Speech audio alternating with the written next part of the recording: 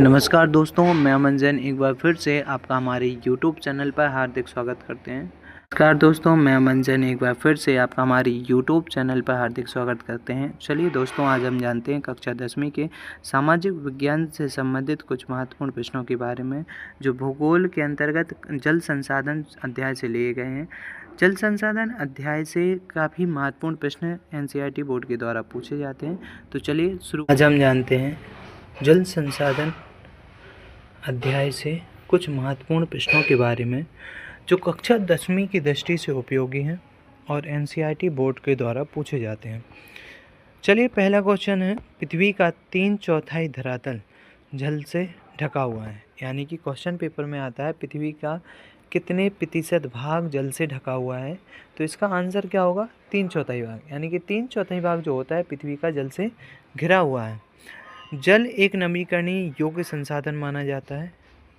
तीसरा क्वेश्चन है, भारत में कुल विद्युत का लगभग 22% भाग जल विद्युत से प्राप्त होता है। यानी कि भारत में जो जल विद्युत आपूर्ति है वो 22% इस जल के द्वारा मानी जाती है।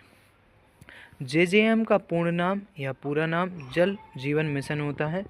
जल जीवन मिशन को भारत सरकार द्वारा ग्रामीणों के जीवन की गुणवत्ता सुधार हेतु चलाई गई एक प्रमुख योजना मानी जाती है। यानी कि जल जीवन मिशन जो है भारत सरकार के द्वारा चलाई गई एक ऐसी योजना है जो भारत देश के अंदर जल की गुणवत्ता में सुधार करती है, यानी कि लोगों के जीवन स्तर में भी सुधार करती है। इसके बाद अगला क्वेश्चन है, 11वीं शताब्दी की भोपाल झील सबसे बड़ी कृत्रिम झील में से एक मानी जाती है। 11वीं शताब्दी में जो कृत्रिम झीलों का निर्माण हुआ उसमें से भोपाल झील को सबसे प्रमुख और सबसे बड़ी झील माना गया। बांधों का आधुनिक भारत का मंदिर, बांधों को आधुनिक भारत का मंदिर कहा जाता है। यह जवाहरलाल नेहरू के द्वारा कहा गया था। तो क्वेश्चन इसमें से बनता भी है, जवाहरलाल नेहरू के द्वारा बांधों को किसकी उपमा से सम्मानित किया गया, किसकी उपमा दी गई? तो आधुनिक भारत का मंदिर बांधों को कहा जाता है, क्योंकि भारत में बांध जो है एक सिंचाई का प्रमुख साधन माने जाते हैं।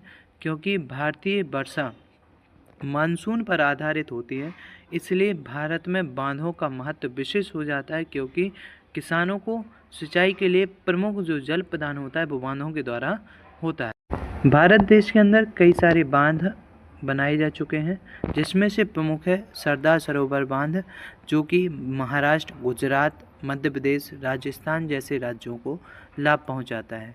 मध्य प्रदेश के अंदर एक और बांध का निर्माण हुआ, जिसे बुंदेलखंड के क्षेत्र के विकास के लिए जाना गया, जिसे सिजौरा बांध के नाम से भी जाना गया। अगला क्वेश्चन है, गुल अथवा कुल में नदी वाहिकाएं नदी की धारा बदलकर खेतों में सिंचाई के लिए बनाई गई हैं।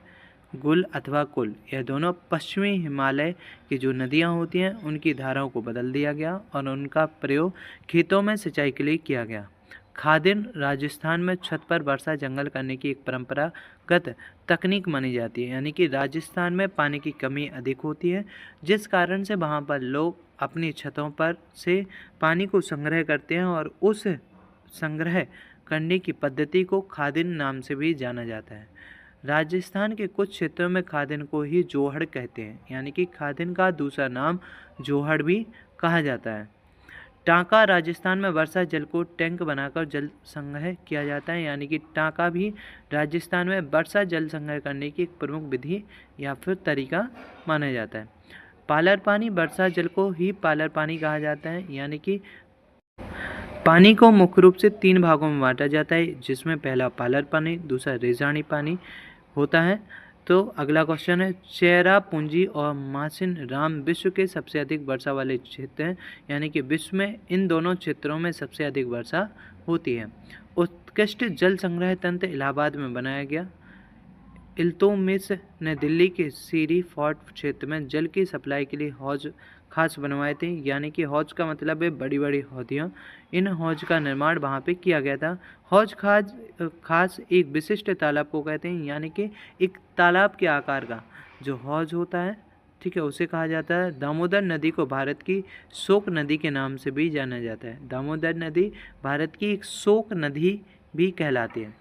भारत का तमिलनाडु एक ऐसा राज्य है जहां पूरे राज्य में प्रत्येक घर में छत वर्षा जल संग्रह ढांचे का बना आवश्यक कर दिया गया है। यानी कि जितने भी नई छतों का निर्माण होगा, जितने भी घरों का निर्माण होता है तमिलनाडु में, वहाँ पर वर्षा जल संग्रह करने के लिए ढांचे तैयार किए जाते हैं ताकि वर्षा के जल का संग्रह किया जा सके और उस जल का उपयोग कई कार्यों के लिए किया जा सकता है। तो चलिए अब हम जानते हैं नदियों पर स्थित जो भारत के प्रमुख बांध हैं वह कहाँ कहाँ पर हैं और किन राज्यों से होकर के जाते हैं।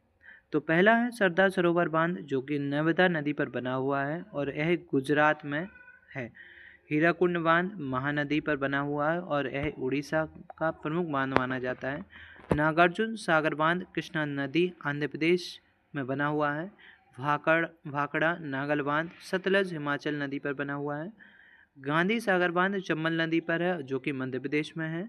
और राणा प्रताप सागर बांध चंबल नदी पर है जो भी मध्य प्रदेश में है। चलिए आज के लिए बस इतना ही। आज हमने इस वीडियो के माध्यम से जल संसाधन से संबंधित कुछ महत्वपूर्ण प्रश्नों के बारे में देखा। ऐसे ही कल हम इसी अध्याय से संबंधित कुछ महत्वपूर्ण प्रश्नों को लेकर के भी आएंगे। अगर आपको यह वीडियो अच्छी लगी हो तो आप इसे सब्सक्राइब करें, इस चैनल को सब्सक्राइब करें, शेयर करें और बेल आइकन बटन को दबाना ना भूलें। धन्यवाद।